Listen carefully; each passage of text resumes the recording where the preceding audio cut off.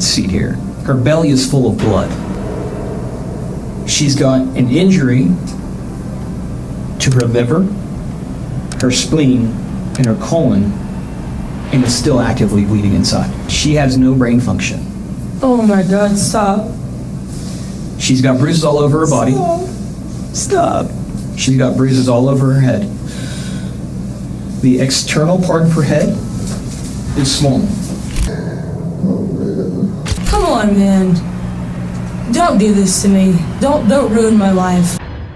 On December 9th, 2020, the Sandy Springs Police Department received a disturbing call from a babysitter. What the police soon discovered would lead to a story far darker than anyone could have ever imagined. Around 9 p.m. that Wednesday evening, police officers responded to the Monterey Parkway apartment of 29-year-old Kirstie Hannah Flood and 28-year-old Jeffrey Meyers with questions flying about what could have led to her injuries. Police officers wasted no time confronting the couple for answers. And I presume with you being fiance, you live here as well? Yes, sir. Okay.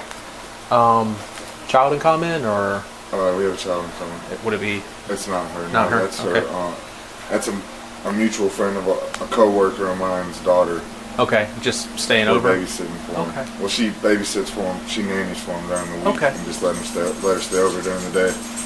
She fell, off the swing. It was like one of those dips, and she kind of fell. Okay. She kind of hit her head, and I was like, okay, well, What and time then, was this?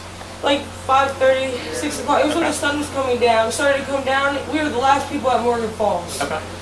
And we packed everything up or whatever, and then I just fed them mac and cheese and vegetables, and she wouldn't eat. And I was like, okay, so she felt warm, so I took her clothes off or whatever, and I laid her on her side. She had no food in her mouth. Okay. I laid her on her side, just in case. I have two other kids. I have an infant too, so I already know about all that. And I laid her on my side, and then, earlier, and also she was like this. Like doing this weird thing with her eyes, like this type of thing. When asked, none of them could provide a clear explanation of what had happened to the girl, but claimed she had been acting strange before falling unconscious. She was having a little trouble breathing. Put her down. They said they came out, had a cigarette, stepped out. When they came back in, found her unconscious. 6 o'clock. 5:30 to 6 o'clock. Sir. Alright. Come on, baby girl. I know what you swallowed, but you got something up in there. See it? Yeah. I figured it's just over there. Looks like maybe some fruit or something. A little bit of orange. You'll let me. See if we can get it out. When several attempts to resuscitate the little girl failed, Fallon quickly was placed into the ambulance and rushed to Children's Healthcare of Atlanta for treatment. But just as the ambulance pulled away, her parents, Kristen Fridley and Cameron Gant, called Kirstie, unaware of the nightmare unfolding around their daughter. Who are we speaking with? It's the mom. That's mom. This is Miss Chris? Yeah. Hi, Miss Chris. This is Officer Vaughn, Sandy Springs. So, right now she's with AMR. They're going to the Children's Hospital of Atlanta. It's called CHOA. I don't know, ma'am. I'm not a doctor. I can't tell you that. I'm sorry. She still has a pulse. She does still have a pulse. Please. That I don't know, ma'am. Here, we're trying to figure that out. I'm going to hand you back to, what's your name? Kirstie. Miss Kirstie. After informing Chris and Cameron to meet them at the hospital, the police officers confronted Kirstie again to better understand what had caused the baby's condition. Okay, so you're the nanny. She's with me 4 days a week. Okay. From 6 a.m. to 6 p.m. 7 p.m. just depending on whatever. So 6 a.m. to 6 p.m. or whatever time they get here. So basically a 12-hour day. Okay. 4 days a week. Yeah, she's become like a daughter of mine. I helped her mom get sober off of heroin. And we've been through a lot together. Okay. And my mom's been clean for years and changed her life, but I don't know this guy that she's with. Okay. And, I was told that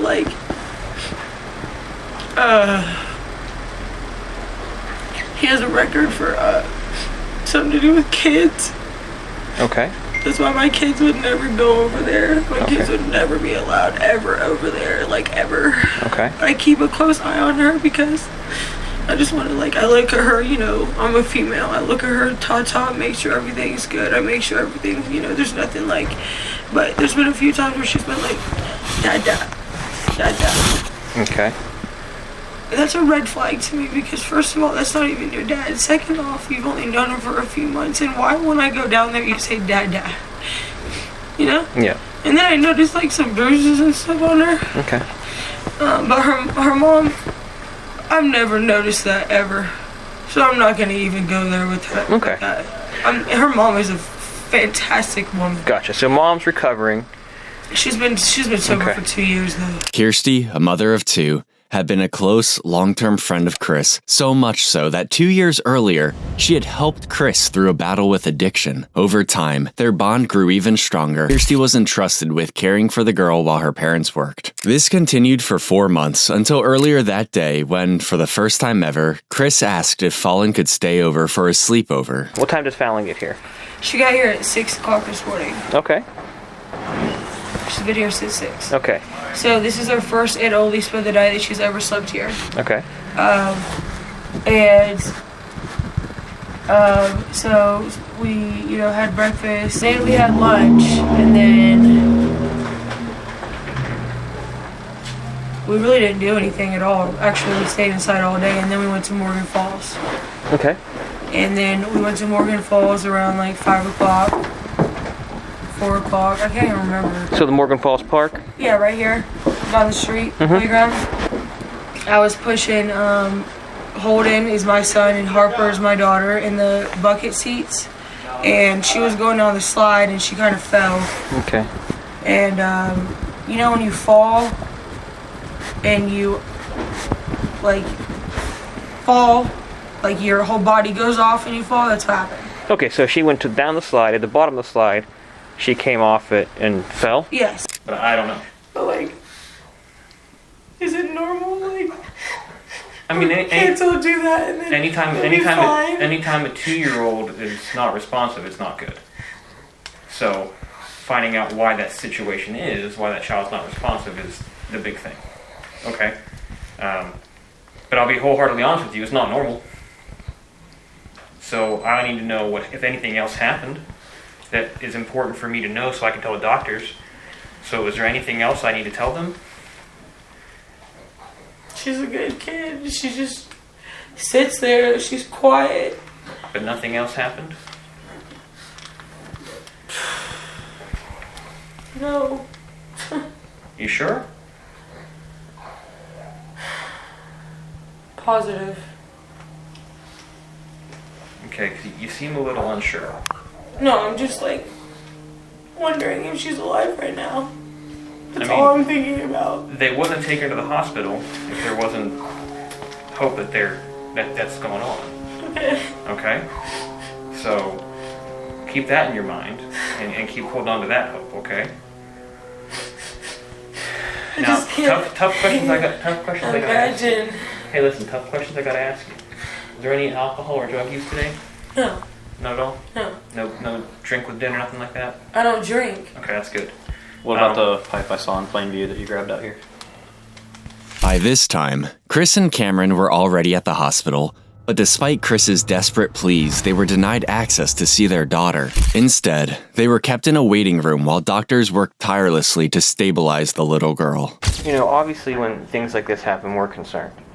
Because a happy, healthy 2-year-old just doesn't happen. Cardiac arrest. So, I'm going to let you all just gather yourselves. I'm probably going to come back and ask you more questions as we go. But I just want to get some basic stuff from you here. We're still waiting to find out some more stuff, but if y'all just want to just relax for a little bit. Do you know anything? The doctor said she was bruised from head to toe. Yeah, I mean, how much of the doctors told you? That she was really bruised up. That she's in critical condition. She had a big bruise on her, I guess her head here. And all Her stomach. And her stomach's like bloated real bad. I guess real big or something like that. Okay. And she got Why is there bruises up something all that down we're her missing body. here? She was fine this morning when we got up. She had no bruises. She had a scratch on her face, and she had a little bruise on her shin. Oh, yeah, a little bruise on her shin. The scratch from the dog getting her last week, but no bruises. Nothing like that. No. So what? She's covered in bruises. She get. I personally haven't seen Fallon. Oh, okay. Because I let the doctors do what the doctors do. You're asking me what I know from the doctor. Okay. Yeah, because I let the doctors do what the doctors do. I don't want to interfere with them because the most important thing is them taking care of her. After hours of waiting, the doctor finally walked into the room, but instead of offering comfort, he pressed the distraught parents for answers about what had happened to their daughter. Confused and shaken, they recounted what they had been told, that Fallon had fallen off a slide and hit her head. The doctor, however, revealed that her injuries were far more severe and that her chances of surviving were close to impossible. Just then, Chris watched as the doctor left the room again, and everything went dark. My report's mostly done, but unfortunately that little girl didn't make it. Determined to uncover the truth, Chris immediately went back to the police, convinced that Fallon's injuries couldn't have been caused by something as simple as a fall at the playground. Alright, so you dropped her off, he dropped her off at around 6:30. Did anybody call you or say, how does it normally go Normally, on a normal day? She texts me pictures of the kids playing and tells me what the plan is for the day. If they're gonna go to a park or anything. I didn't hear from her. I texted her sometime throughout the day. I said, "How's my girl?" She said, "Good." So I got off around 4:30, and I texted her again. And how's my girl? This was the first time we were planning a sleepover because, I get off and then we get home and she's got an hour before bed and then wake up and bring her right back. So I texted her around 4:30. She said, "We're going to Morgan Falls. My phone's dying." Okay. Then around 6:30, she texted me that they were home. Didn't tell me anything happened, didn't say anything, said everything was fine. And I said, "Let me FaceTime my baby girl." She said, let my phone charge, give me an hour. So around 7:30, I FaceTimed her. And she was laying in the little bed. She was looking at me, but she didn't say anything. She didn't say, "Hi, Mommy, I love you." She just was staring at me. And Cameron was in the restroom. And I said, "You want to talk to Daddy? He's in the potty." And she said, "Yeah." That's the only thing she said.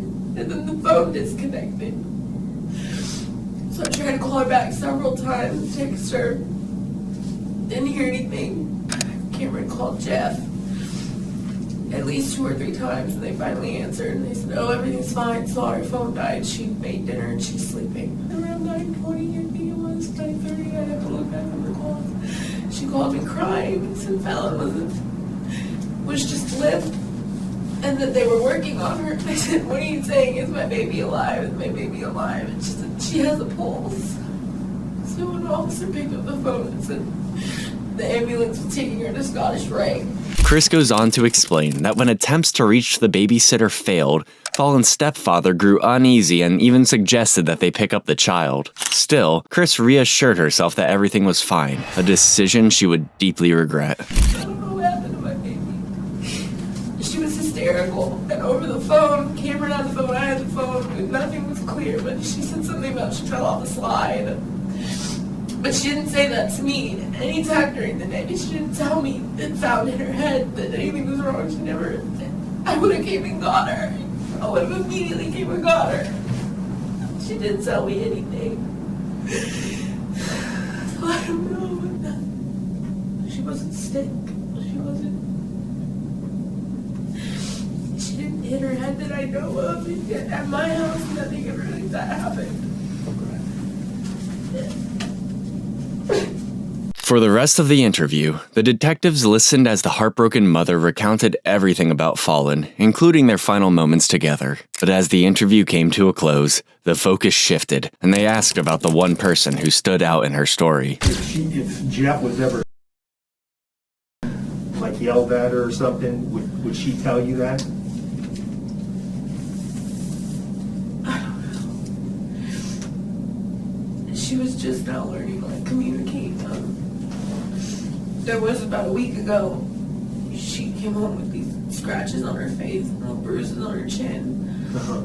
And I asked Kirstie what happened. She said that the dog, she was sleeping on the bed, the dog jumped on the bed and jumped on her. And I said, Fallon,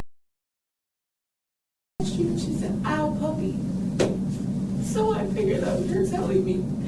And my mom has got my chihuahua. My mom's chihuahua hates my daughter, you know, so we know we have to keep them separate. And I know none of those dogs were mean. And I honestly, I work with animals, I rescue animals, you know what I mean? So I just, things happen, you know. And it wasn't just some bruises on her face and scratches, but nothing for me to. And normally, if you FaceTime during the day, She would grab the phone, Mama, you know. and she'll start, yeah. And I should have known then, I guess, but I thought she told me she woke her up. So I thought she just woken up and she was tired. She didn't tell me, she didn't say she fell, she didn't say she hit her head, she didn't tell me anything. So I had no reason to think that something was wrong. At this point, all eyes were now on Kirstie and Jeffrey because not only were they the only people with Fallon that night, but doctors confirmed her injuries had been inflicted shortly before she was found. An investigation was launched and Kirstie Flood was taken into custody for questioning along with her boyfriend. Investigators needed to know what exactly happened that night, but they were yet to uncover just how sick and twisted the truth behind the story would soon become.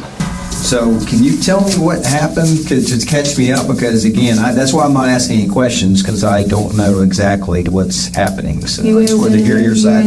Talk already? No, actually, They came in late, so yeah, I've been so busy at the hospital and doing other things that, yeah, I haven't even talked to him yet. Okay, can I ask you one question? Mm-hmm. How come they did this so fast? Did what so fast? Just let her go. What do you mean let her go? They won't let it fight. She's still at the hospital. She's okay. I mean, she's not doing okay, but she's still at the hospital. She's okay. Like I said, well, she's not doing good. But she can't be okay. I don't know. She still have a heartbeat. Heart's still beating. God. Heart's still beating. God has a plan then. If you have a heartbeat, you have a chance. Yeah, her heart is still beating. Thank God. Thank God. Thank God. And Kirstie, I don't think. Why did that dude they really tell me she was gone? And Who said that? the officer. No, she's not. She's not gone. Her heart's still beating. Why did he tell me that? Honestly, probably just miscommunication.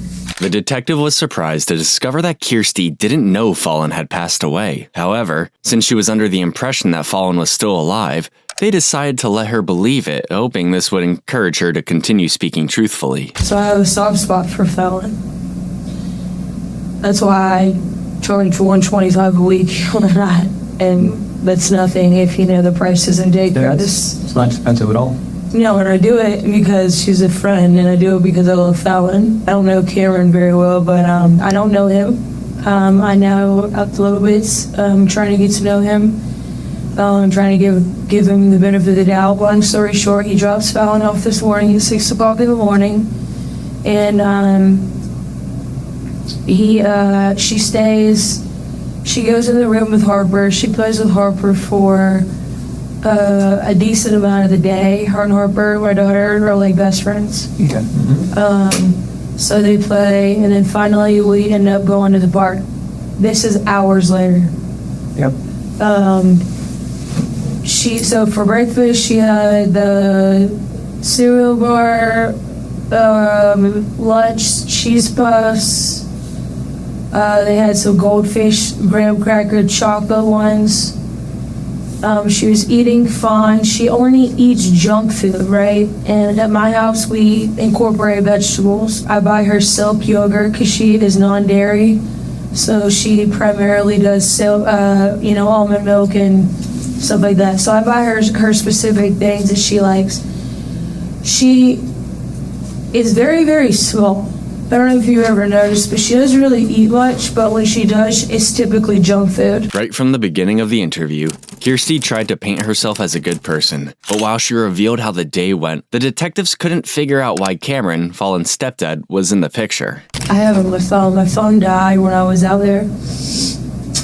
But I have 426, how's my girl? So we're about to go to Morgan Falls. My phone is about to die. We just pulled up. She said, tell her mommy misses her. And then here's a picture of my daughter and Fallon playing together, besties. Yeah. Right?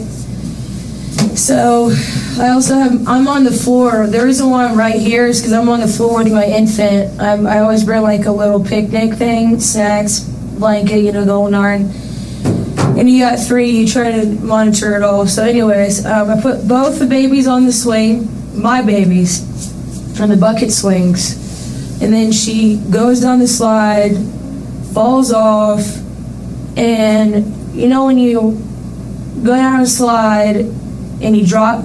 That's what happened. And I was telling him she dropped, but I don't know if that had anything to do with anything. You know what I mean? Did she cry at all? When she's such the most quiet baby, and that is alarming in situations like at home. Despite the situation she now found herself in, Kirstie, for some reason, maintained that Fallon had fallen off the slide, unaware that the autopsy had revealed otherwise. However, the detective remained silent about this, instead allowing Kirstie to narrate the events leading up to her calling the police. But then, like, on the bottom of the slide, there's like you know, the bottom of the slide, and then you could, like, when you lift your head up, the only thing I could think of is there maybe, because I noticed like a little bit of red right here. It's nothing serious, it's like a little bit of red. But that was it. I'm like, there's nothing serious enough to where it would be like, oh my gosh, like I need to rush her to the hospital because internal bleeding. You know what I mean? Like my child fell off the top of the playground. But a huge difference. Yeah. So I played it like it was. You know what I mean? Went home, laid her down. She wanted to lay down for a minute. So I laid her down. She has her own bed, actually, at my house. I have a bed for my daughter, and I have a bed for her. Laid her down next to her, and then cooked dinner. I put mac and cheese and vegetables. Was she playing at the house when I got back? Was she okay then? She was playing for like a second, and then when she wanted to go lay down. So in my daughter's room, she has a TV, she has all this stuff they just love. So that's like the little spot, and then they have a playroom too. She went and laid down, and then just for a minute, and then I was like, Fallon, are you hungry? You want dinner? And she ran. You can ask Jeff. I'm not yelling so he doesn't think. She ran to the kitchen. I'm thinking, oh, baby, she's hungry, she feels good, she's great. She made me lay down for a second, whatever, we're cool. And then doesn't eat. And I'm thinking, okay, that's weird. You know what I mean? You were just so hungry. I'm not giving you candy, you know? I'm not just gonna keep giving you candy. And like, that's like, I think what her parents might do, say, it's just easy. Your way out is candy and chips. Just to make it easy, just to get the food in them. Yeah, I get it. And I'm overweight. It's not great parenting, but hey. No, I get it too, but I'm overweight and I don't want to do it to my kids. So basically I'm just trying to like have healthy options at my house. Okay, cool. So anyway, she didn't eat. Harper, I ended up giving all the food to my dog. I literally just threw it. She had like 2 bites. I think she had like the veggies and then maybe 1 shell of a noodle. Barely anything. And then the rest I just gave to my pet because I ran out of dog food and it happens. I couldn't go to the store. I was trying to cook dinner, trying to do all this. Didn't want to leave her. So we stepped outside for 5 minutes, whatever, 10 minutes, smoke stay. I don't even know how long it was. Not long at all. Go back in there and check on her and she's looking like this. So I'm like, what is that about? Yeah. Like, so my daughter has a unicorn. I built her like a unicorn. You saw it, the Christmas tree. Yeah. And she was just like this. Up to this point, Kirstie insisted the only thing that was wrong with the baby was that she had refused to eat and appeared strange. However, as she described the rest of the evening, that was when things started to get more twisted. She was, and then that's when y'all called, when she had the distant look, I guess, that when you called the ambulance? She had the distant look. I put her in the tub because shell shock. You know what I mean? That cold water. Yeah. Sometimes can, just do the trick, just real fast. So she was in her diaper and even still in her socks. And because I didn't want to shell shock her too bad. Like, just put her in the tub with her socks and diaper? Like literally like sat her down like this, shined the cold water, held her back, like the back of her neck like this, and nothing. Didn't even respond to the water. For some reason, Kirstie resorted to submerging an unresponsive 2-year-old in a cold bath, an act with no basis in any medical procedure. But what was more surprising was the number of times Kirstie repeatedly tried to shift the blame away from herself. It quickly became clear that Kirstie was somehow trying everything in her power to paint Cameron as the bad guy. However, the detectives soon grew tired of her games and decided it was time to get serious with her. After reading her Miranda rights, they wasted no time letting her know just how grave the situation had become. Do you want to know all the issues that she has? Yes. Okay. According to the doctors in the ER, Yes. she has a skull fracture. A what? A skull fracture. Her brain is swollen and bleeding. She also has internal bleeding, where she has, according to the doctor, let's see here, her belly is full of blood. She's got an injury to her liver, her spleen, and her colon, and is still actively bleeding inside. She has no brain function.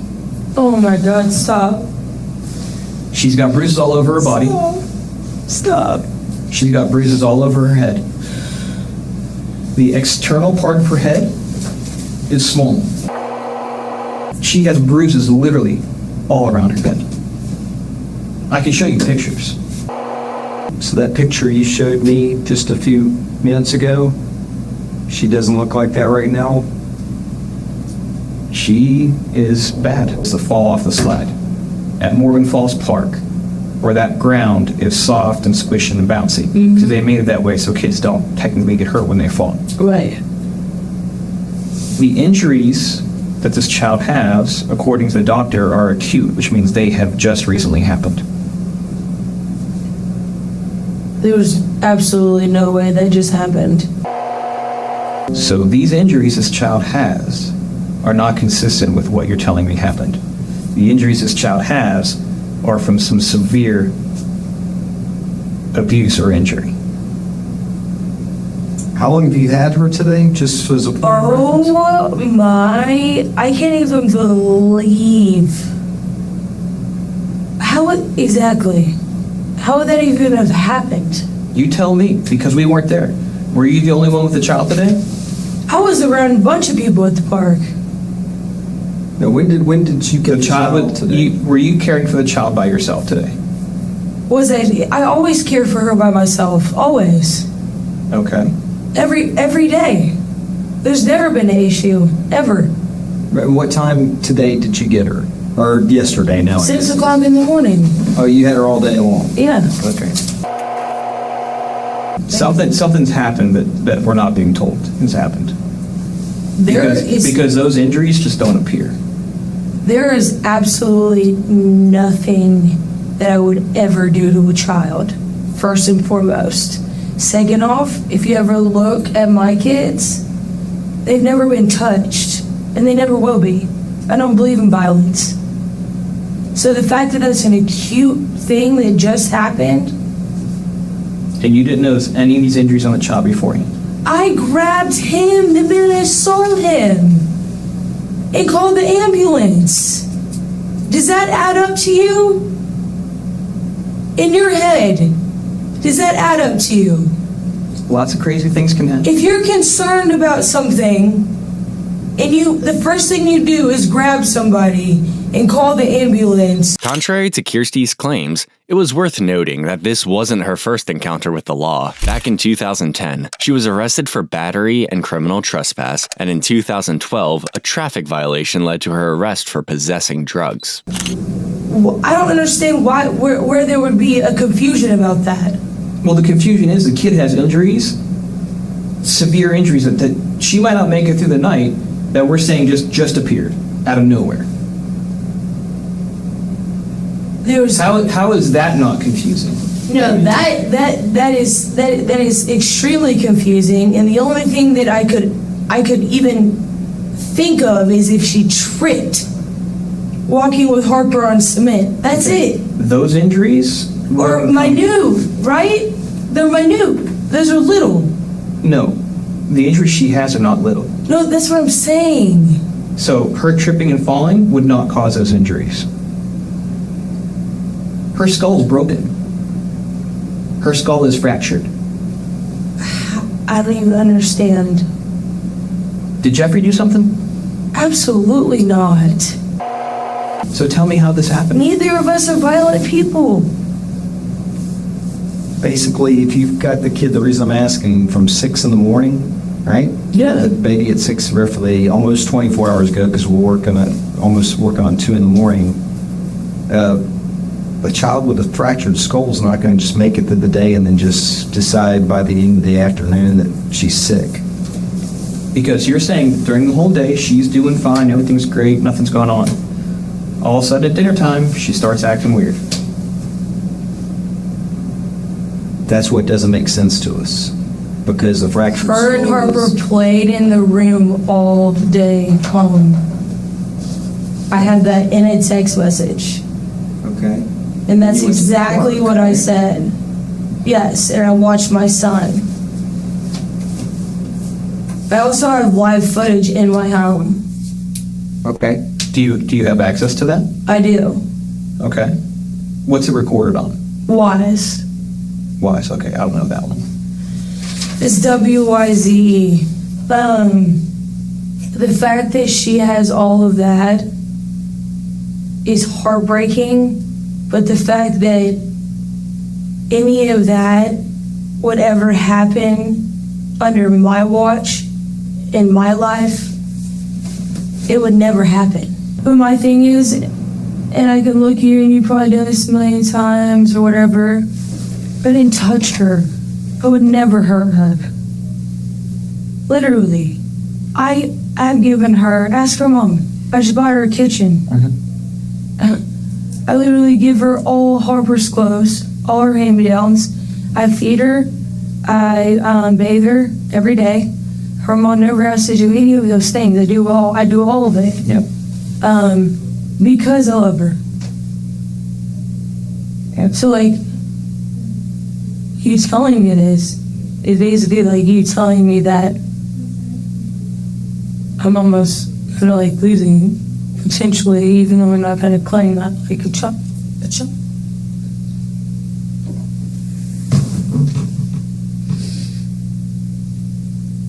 Despite the overwhelming evidence suggesting otherwise, Kirstie continued to insist she was an exceptional babysitter. But when she realized that her story wasn't holding up, she began devising new ways to persuade the detectives of her innocence.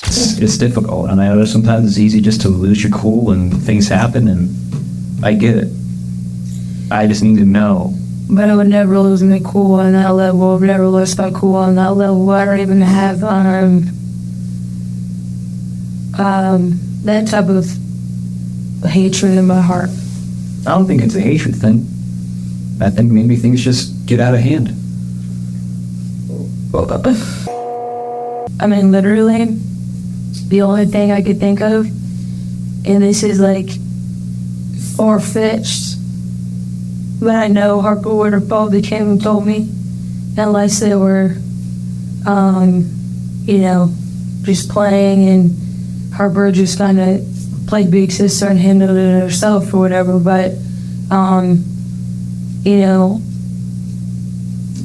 maybe Grace jumped on her. And the only thing is that I could think of is that in the hallway, vinyl. It's vinyl. It's, you know, it's shit. The whole apartment is shit. I mean, you see how I'm under a whole court case with them because of how it's living and how dangerous it is. Because Fallon actually almost stepped on, there was a flipboard underneath the sink. She almost stepped on the nail. An old rusty ass nail. You know what I mean? And it's like, there's just stuff everywhere. But that's the only thing that I could think of would be where, So far, Kirstie has shifted the blame from the playground side to Fallon's stepfather, her dog, Grace, and now her allegedly dangerous house. And in an attempt to vindicate herself, Kirstie revealed that she had surveillance cameras in her home that would support her claims. What she didn't know was that this would eventually become what the detectives needed to break the case wide open. There's me. And here she is. Making plates. And there goes Fallon, give her a hug. Yep, see, I told you. Oh, as well, I'm telling you. It's mind-blowing. Look at her. What time you showing there? This is 1956-25. What is Okay, that? so almost 8 o'clock. Military time. See? Try it again. She wouldn't do it. Took her back again. See, it's resilient. Like, I tried. That should show you right there how much I care about this kid. I'm like, I don't want you to go to bed hungry. Because she just, I don't know how her mom does it at their house. If they don't feed, I don't get it. I don't get if they just give them candy and chips, but. So I tried again. And then that's when I went to the back, I guess. That's when me and him both went to the back to check on her. Because I was like, she's looking kind of weird. She's not eating. She's, you know what I mean? And then I suggested the bathroom real fast. And then I got her in a Moana towel and I literally just rocked her. And rocked her. And rocked her. And rocked her. And then I started freaking out. My mother instinct started kicking in. I was like, something's not right. Something's all right. You know what I mean?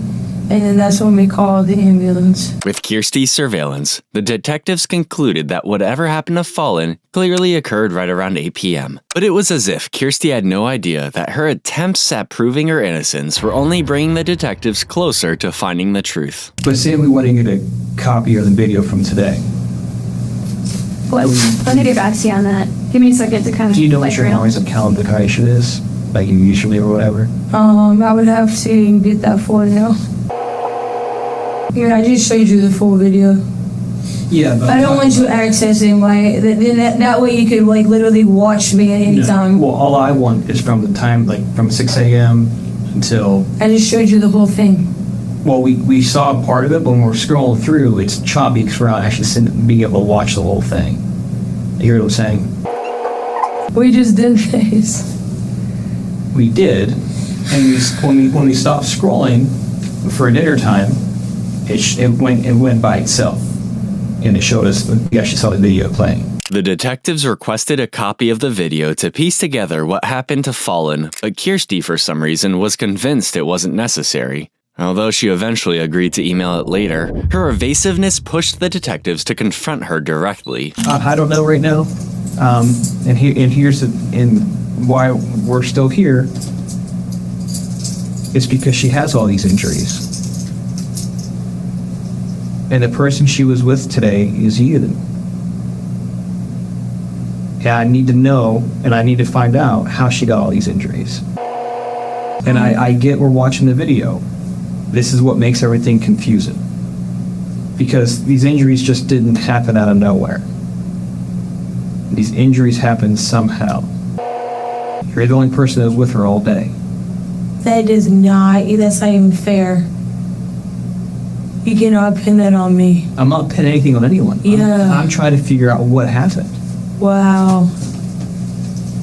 I have children, I have dogs, I have a whole life. And I understand that. No, I don't think you do. I do. She's about to take my car and my keys. No, she's not taking your car. Where is she going with my stuff?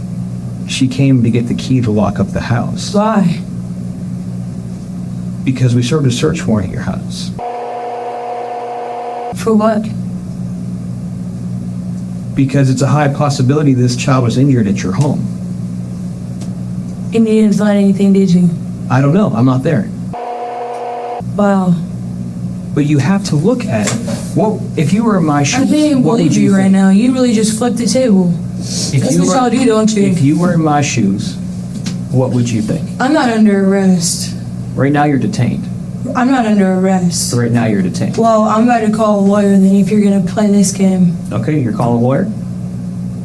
You're not going to keep me here. I have children I have to go take care of. You understand Right now that? you are detained. I have children. I understand that. Where's Jeff? He's over there. He's in the other room. So, what are you saying? I'm trying to figure out who hurt this child. Neither of us hurt this child. Maybe you should How did this child get injured then? I don't know how she was with you You all just day. saw videos of her running around and fine. What else And do you I get need? that that video doesn't show the whole other part of the house.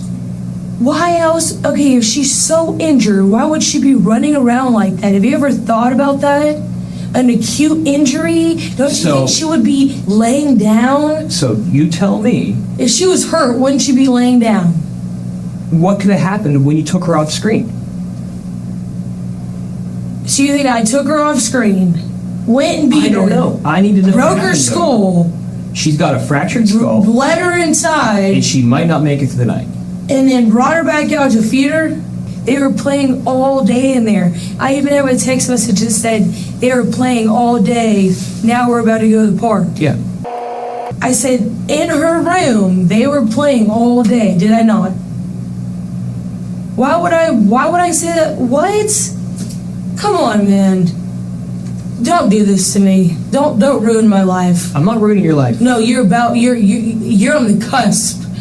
I'm trying to figure out am what a happened. mother. I understand that. No, I'm trying to figure out what happened with this baby. I did not do anything to that little girl. And you are not about to ruin my life over that. I'm not doing that. I'm in the midst of getting my entire record cleared from 2000, back in the day, 2010. Okay. I have busted my ass in life to get to where I'm at right now. Okay. And I have helped her mother, and I've been there for her, and I've done all of this, and you're gonna sit here and you're gonna tell me, do you think I hurt this little girl? I don't know what happened with this little girl.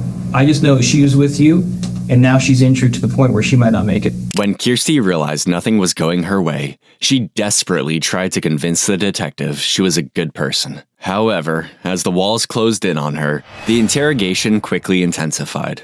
Look at her forehead. All right? That is your picture. Right. Right? From today. That's from today. Right. Right. I don't see those bruises. That's exactly my point. That's exactly my point. The blood. So there's no bruises. So you're telling me there's no bruise right there? That one we saw, yeah. But look in the middle of her forehead. Look at her nose. There's nothing there. You can't see that there's a hair right there. There's nothing there. There's nothing there. I'm not making this up. She fell off a slide at the playground after that too. And you said she landed on her back. You're trying to pull this out of. But how did she land? On her back. So how would that put bruises on her forehead? You know what else she was doing? Let me go ahead and show you what else she was doing. Since you think this is like some, I don't know what you're trying to do to me, but this is like literally. I'm trying to get to the bottom of what happened with this child. Well,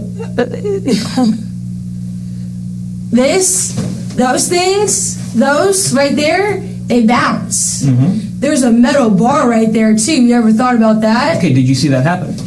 Do you know that accidents happen all the time? I do, because I have 4 kids. Exactly my point. Then cut me some slack. And then I also know that this injury that doesn't happen just appear out of nowhere. Exactly why my 2 kids are 100% healthy. Have you ever thought about that? You ever thought about that? Yeah, I thought about it. Okay, then think about it a little bit harder. But maybe you need to think about, you're the only person with her, and she's injured like this. I did not hurt that little girl. What's that? You want to talk to her? Yeah, I was just getting a couple things down. I need to go get my children. Okay, just give it a second. We're actually getting one other thing. We're running something through, and we'll let you know in just a second. And get you Let us know. With the situation now beyond her control, Kirstie became so overwhelmed that she turned to her mother for comfort. I can't even believe this. No, I'm not okay. They're trying to f me up.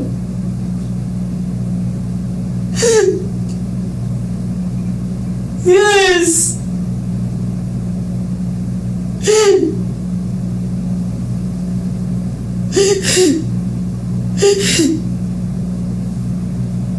He's in the other room. They're trying to f my life up. They're trying to f my life up. I'm like, so can I go? Can I get my keys? Can I go get my kids? Can I go do this? He's like, we'll let you know in a minute. We'll let you know in a minute. I'm like, are you taking me to jail? Like, are you about to ruin my f***ing life? Throughout the interrogation, Kirstie insisted she had no idea what could have happened to Fallon, even as the evidence pointed squarely at her. Frustrated, the detectives decided it was time to take more drastic actions. Hey, Kirsten.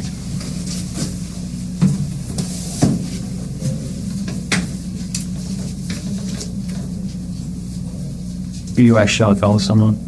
Yeah, I am. Okay. What is this? This is a search warrant. For what? We're gonna seize your phone. What? Yep. I can't. What? Yep. It's a valid search warrant, so I'm Valid going to judge. So we need to take your time. So how Here's does... the deal. I just called the doctor, and Fallon is dead. No lie. She's at the morgue right now. Wow. She's gone. Wow. Her injuries were that bad that they couldn't save her. Did you just hear that?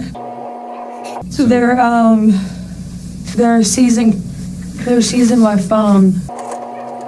So, I guess, how long are you gonna have my phone for? Probably as long as it takes for us to process it, which could be 24 hours. Okay, so, and then I come back here and get it? Yeah. We'll contact you or listen back to you. I have Jeffrey's number. I can call him and y'all can come back and get it then. I actually have quite a few things I have to write down. Well, here, let me, before you go. I have a psychologist appointment tomorrow. We're going to give you these things back, but we're not going to allow anything to be manipulated right now. It's not going to be manipulated. So just, we're It's going in to your get custody back to you right now, okay? Kirstie's in her custody right now. I have a psychologist appointment tomorrow. Do you not understand that?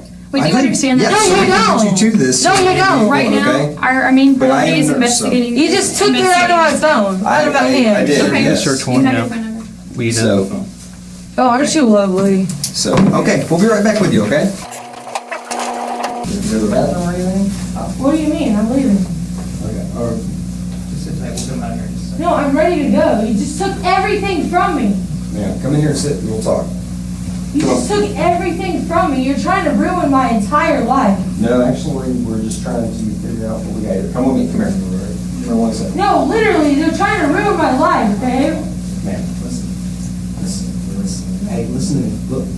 Look at me. Let's walk in here so we can talk, and I'm going to answer No, you your guys are questions. just taking. Man, listen to me. Now, do you want me to explain Like, I'm this not a to you? human. This is why they talk about y'all the way they talk about y'all. Okay, and then I understand. Because y'all don't treat us with respect. Okay, You don't come even and ask have me. proof or facts Ma'am. or anything, and you're treating me like that. How dare Come you? in and have a seat. So disrespectful. Listen. Seriously, it's so disrespectful. All right, I'll get something for you. Now listen. Okay, do you know? Okay, let me grab something to clean that up. Somehow, Kirstie appeared more upset about her phone being confiscated compared to the real reason she was there in the first place. However, while Kirstie was being questioned, Jeffrey, who was in the next room, was confronted, and he explained how things had gone that evening until the point when Fallon began to act strangely. We laid her down. She was fine. We stayed there for a few minutes to make sure that, she was okay. Okay. We laid her down, saw that she was okay, left out, went and smoked a cigarette. We both said, now let's smoke a cigarette. I said, let's go, when we get done smoking the cigarette, let's go check on Fallon. I'm worried about it. We were both worried about it. She said, we both agreed. He got done smoking a cigarette. I don't know how much time elapsed since then, honestly. No more than 10 minutes, probably 10 or 15 minutes. Can't be no longer than that. So we went back in there, and she was in the same position that we had laid her in on her side, and but she wasn't making any the noise that we had heard from her before. She wasn't doing anything. So I checked her pulse. She grabbed her. She sat her up. We tried to, wake her up. She wouldn't wake up. I checked her pulse. She had a pulse. Tried to get her mouth to mouth, because I could tell that it was like she had shallow. It was really, I could barely feel it. You know what I mean? So we're getting her mouth to mouth. We don't know how to get mouth to mouth. We should have taken that class, and we said we were going to take that class too before Holden was born about the CPR, but we don't know what we were doing, man. So we put her in the bathtub, trying to shock her into waking up. In that situation, I don't know how to handle anything, man. I've never been in a situation like that. I get it, man. It's scary. It's scary as hell. And it's not even my kid, you know what I mean? So I get it. The first time I had to do CPR on a kid, it wasn't my kid. Man, it jacked me up. Yeah, I don't want to, you don't know your own strength when you're in a situation like that. So you don't want, I was terrified. I didn't want to have anything to do with it. But so we put her in the bathtub. She didn't respond to the bathtub. She was only in there for like 15, 20 seconds maybe. Got her out. I said, let's call 911. Called 911 immediately. The lady walked us through how to give CPR. And then you guys showed up. Even after being told the extent of Fallon's injuries, Jeffrey offered no explanation for what had happened, instead insisting that there was no way Kirstie could have been responsible. Like she's getting beat or something? Is that It looks like it. Sir, I'm not just trying to stick up for my fiance because it's my girl and my baby and my mother or anything like that. This girl does not lay her hands on these children. I can tell you that. I promise you that. I've been a witness to her being a mother to her daughter since she was 1, and I've not seen her spank her not one time. So with these injuries, I don't know what happened with Fallon. We love Fallon like she's our own little girl. Like, I can show you pictures where we spend time with her like she's our own kid. So this is completely baffling to me. I don't know where that would come from or how or anything like that. I know that she was sick and her family or her father was, or stepdad was sick or whatever. That's the only thing I know. Yeah. Well, sickness wouldn't cause the injuries that she has. You saying you never saw Kirstie ever smack, hit, anything to a kid? No, sir. None of your children never saw her at foul? Well, Holden's only 8 months old, so but Harper, like I said, sir, that's not my kid. So I don't discipline, I don't do anything like that. I let her handle it because I feel like that's right. Fair enough, I'd probably do the same thing.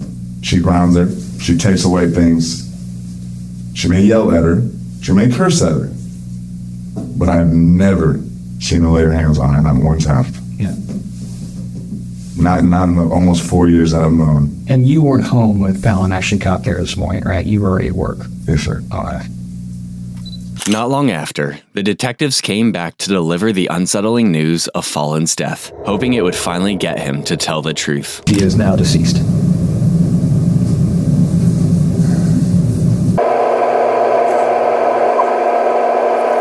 And I think now's the time. If there's information that we know that has not been told to us, now's the time. Because it's now or never. Oh, man. She is dead. And this time, I'm not bullshit. She's down at the morgue right now. Despite everything, Jeffrey, like Kirstie, maintained that he knew nothing about what happened to Fallon. With no solid evidence against them at the time, the couple was released until the following day when Kirstie was called back for a more casual interview.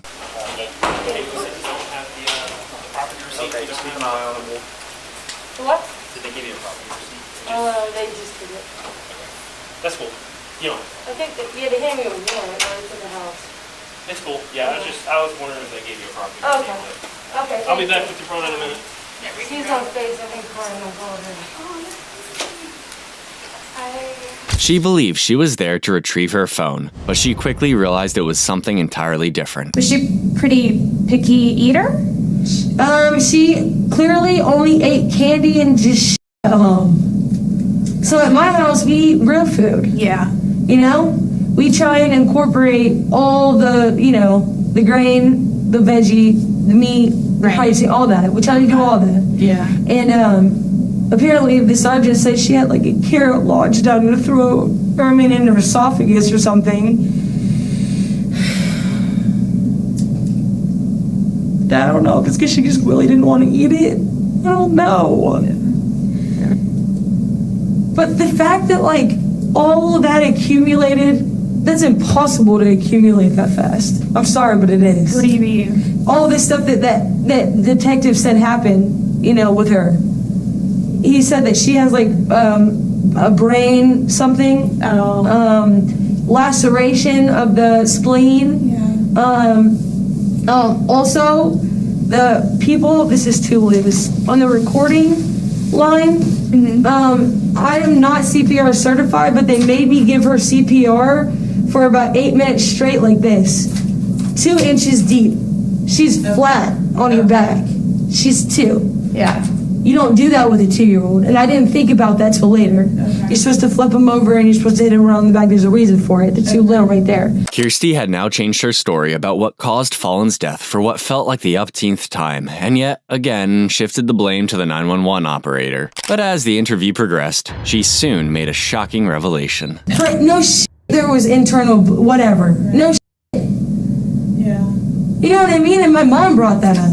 My mom was like, you don't give CPR to a baby like that. You don't do that. You lift them up and you do behind the back like this. Okay. That's how you get it out of them. Okay. You don't do it like that. So whoever that professional was on the phone needs to know that. Okay. Do you think that's how they're saying that the internal injuries? That's the only thing I could think of. They said something about her stomach. Oh, okay. Okay, but the thing is they say go between the nipples, right? Okay. So when you're 2 years old, it's just kind of like there's not a lot of area right there. Right. So I am 200 pounds. She said to get over her like this, and full force, 2 inches, 2 inches, 2 inches, 2 inches, 2 inches like that. So when they say 2 inches, you mean push down, so it goes down 2 inches? No. Oh, okay. Hold on. They wanted me to plop it, and I'm like, I am not. I mean, I didn't stop. Yeah. I wasn't gonna stop. I was gonna do whatever I had to do. Yeah. But I'm like, something is not right about this. Okay. And then when I would blow the air in her, I would hear this noise in her stomach. Oh, okay. And then I would do it again, and it'd be like this, I don't know what it was, fluid, what it was. And then she'd go,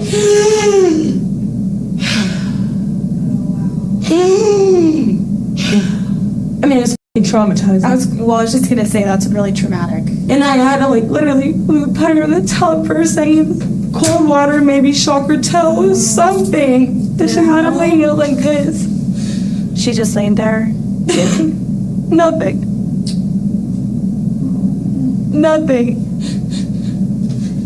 And so we immediately called 911 after that. We were like, no, we just. But shockingly, when investigators searched Kirstie's phone, they found in her search history, "I hit my child and feel guilty." What does it mean to have a sudden urge to beat a child that's not yours, and what type of people enjoy abusing other people's children? This discovery painted a clearer picture of what might have happened, but what really hit the nail on this case was an interview the detectives had with Kirstie's neighbor, Alexis Flowers, before this interrogation. What did you hear? Baby crying. It was a boom. It was a big noise. Uh-huh. It was a large noise because my neighbor called me and asked if I heard it. I said, yeah. I just didn't know what it was. And I took a nap. I woke up. Next thing I know, the ambulance and the police was downstairs. Mm-hmm. And then next thing after that, a couple of minutes, I want to say she called my phone and she was screaming, crying. And I was just like, calm down. What happened? I thought it was her daughter, or her baby, because her baby's always sick. So I thought, it was her baby. And then she said, no, it was the little girl. And then I just was like, oh my gosh. And then she hung up, and then she called back a little bit later and asked if I could keep her kids. And then I went downstairs, and the boyfriend brought out the baby to me first, and then he came upstairs and brought the little girl. Uh-huh. But yeah, I heard the baby crying. I mean, like screaming, crying. You could definitely hear it. Do you recall about what time that was? I really honestly don't, because I got off work at 4. I went to get my I got off work at 3. I went to get my tires fixed. I got back at 5. Mm-hmm. And I was just in my room, and I heard her yelling and stuff. You heard who yelling?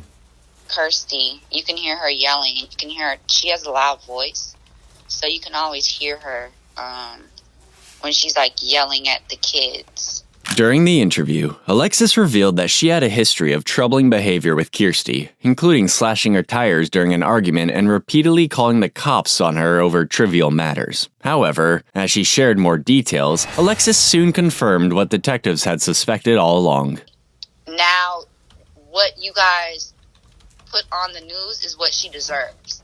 And the reason I'm telling you this is because when she called me, she told me a whole totally different story from what I read, and from what my boyfriend said. So it's 3 different stories being tossed around. The story she told me was a little girl fell on and hit her head. That was probably the boom, right? The little girl fell and hit her head, and then she's choked on a carrot. Well, I have 3 children of myself, and I have twins. And I'm 34, and I'm not stupid. So there's no way, in my eyes, a 2-year-old is going to die from a carrot and hitting their head. No, it's no way. So she told me that. And then she started crying, and she said she hit her. She was like, I hit her because she wasn't listening. She said I gave her a spanking because she wasn't listening. And then she hung up. That's the story she told me. And so this, then when her boyfriend... This was the day all this happened. This was a 7-minute call. I sent the screenshot to Officer Meyers. So Okay. that particular call was 7 minutes long. The next call she called me, told me, she was just like, hey, I need you to get the kids for me, please, and tell my mom. That call lasted, I think, 2-3 minutes. It was very quick. And then she texted me in jail. She did? Yeah, because I had her baby, and I texted her. I said, hey, is your baby sick? Because the baby kept coughing, and I'm paranoid at this point because I had to be at work in the morning, and I was asleep already. And now I'm watching a baby that's 6 months, and the baby has a helmet on, and the baby's coughing, and it was crying. So I was just kind of trying to figure out how to comfort the baby or figure out what steps I needed to take. So I texted her, and I said, hey, is your baby, And then she waited an hour to text me back. When she texted me back, she was like, they're trying to pin this on me. And they said the girl had, internal bleeding and fracture. Well, that's probably where that big boom came from. With this, a new, more official-looking detective arrived, hoping he could get Kirstie to confess. But instead of cooperating, that was when Kirstie decided she had enough. Kirstie. Hey, how are you? Good, how are you? My odd son. Here you go. Listen, I'm Detective Mike Burson. I'm kind of assisting in this whole case. I thought I was just here to keep our phone. You are. And I ran down there, and they just about got your phone. You didn't have a property receipt, so it's kind of hard to find it. When you have a property receipt, they can pull it that quick. So it's just going to take a couple minutes, okay? I'm so exhausted. I know. Mentally. You don't understand. My heart hurts so bad. Go ahead. I understand. I really do. And I want to make this as fast as I can, okay? All right? Okay. All right, listen, just because we're gonna I have a lawyer. Do you need to talk to him? I'm not supposed to talk to anybody. So you're not going to talk to me? I mean, it just depends what we're going to talk about.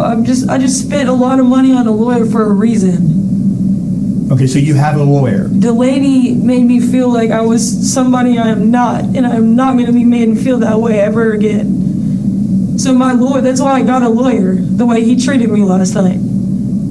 Okay, so what you're telling me, you retained a lawyer, correct? I'll give you his phone number. Okay, no, that's okay. Okay, then I can't talk to you. Yeah, for sure. Okay, all right. I mean, You know, that's... It was all the live footage and everything, too. No, I saw the live footage, but no, if you have a lawyer... You saw it was great, right? Yeah. Thank you. But I can't talk to you anymore now since you got a lawyer. I'm just saying, sir, please, take into consideration how much I love this baby. Believe me, from what I saw, I fully understand, Kirstie, I really do. Okay, all right. Sit tight, we'll get you out of here, okay? And just like that, the interrogation came to an end. However, with the evidence gathered against her, combined with the witness statements, the detectives had more than enough to move forward, especially our main detective, who came back to the scene to beautifully incarcerate Kirstie. All right, Kirstie, just swing over here this way. Just move your legs out this way. Why? Because I gotta put this on you. Okay? Why? Because I have not. No. You're not about to jam me up right now without. No. I never gave you any information about my lawyer. So you can't detain me. Yeah, we can. You're under arrest. For what? You're under arrest. For what? For what? For what? Bring it in. Show you the warrants of legal. Under arrest. You're under arrest. For what? I gotta show you the warrants in a minute. I'll get you secured. I need my phone and my lawyer. Right now. You'll have that opportunity. Right now. That's why I came here, was for my phone. Y'all actually just entrapped me, is what you just did. That's actually not called entrapment. That is entrapment, because Officer Meyers just said I would not be getting locked up the minute I walk in here to get my phone. That's entrapment. I know my laws. Well, you obviously don't. That's entrapment. He literally just said he would not be locking me up. That's what he just said. That is not the And my children are at home. No, they're not. No, they're not. Yes, they are. No, they're with defects with your mom. They're not with you. Excuse me, you're not about to pull my leg like that. You need to chill.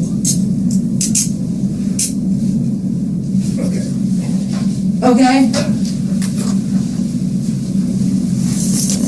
Where is Jeff? In my car and everything else that I own is outside. Still outside? Where's he? Jeff's in the lobby. Does he know that you're arresting me? Not yet. He'll know here in a minute. Hello. That's why you smile. Why this one? Oh, get it now. Later, detectives combed through Kirstie's surveillance footage and uncovered disturbing evidence of how Fallon was treated before her injuries. After her arrest, Kirstie stood trial and faced multiple charges, including murder, first-degree and second-degree cruelty to children, felony murder, second-degree murder, and tampering with evidence. And in a shocking revelation, the grand jury alleged that Kirstie had violated Fallon, leading to an additional charge of aggravated sexual battery. Jeffrey, on the other hand, didn't escape his share of punishment, as it was undeniable that he had been in the apartment when the alleged abuse took place. Although Jeffrey appeared on video interacting with Fallon in a loving manner, he had a duty to protect the child from the assault and intervene on her behalf. However, due to his inaction, the baby sustained multiple injuries that resulted in her death. As a result, he was charged with cruelty to children and second-degree murder. In the end, Kirstie was sentenced to life in prison without the possibility of parole, while Jeffrey was sentenced to 15 years in prison. If you enjoyed my video and how I explain the case, please consider subscribing. It helps me a ton. I'll see you next time.